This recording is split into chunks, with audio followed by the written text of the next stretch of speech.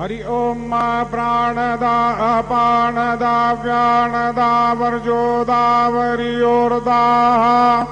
अन्यास्ते अस्मदाबन्धु हेतयः पावको अस्मद्भग्मो शिवो भव।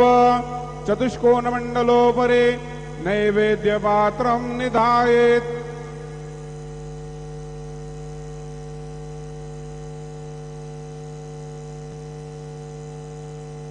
गायत्री मंत्राणि पात्रान् संप्रोक्षयेत्।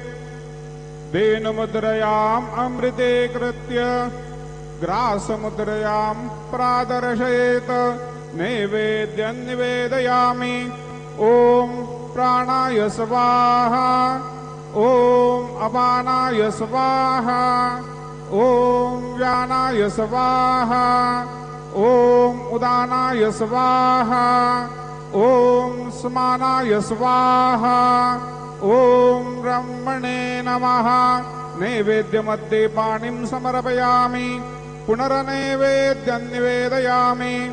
ओम प्राणाय स्वाहा, ओम अपानाय स्वाहा, ओम व्यानाय स्वाहा, ओम उदानाय स्वाहा, ओम समानाय स्वाहा, ओम ब्रह्मणे नमः।